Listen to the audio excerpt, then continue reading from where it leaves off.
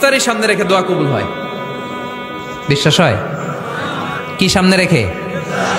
সামনে ইফতারি। বসে থাকে আমরা তৃষ্ণায় সারাটা দিন, ছাতি ফেটে যায়।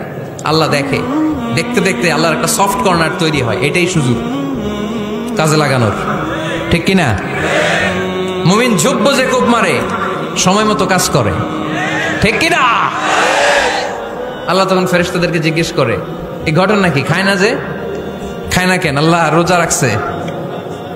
এগুলো কি? রোয়াবজা, পেঁয়াজ, আলুর চপ, বেগুনি, মুরগির রান খায় না। খায় না কেন? ওরা যে ক্ষুধার্ত, আল্লাহ আপনার ভয়ে। তাই কি চায়? আল্লাহ আপনার কাছে ক্ষমা চায়।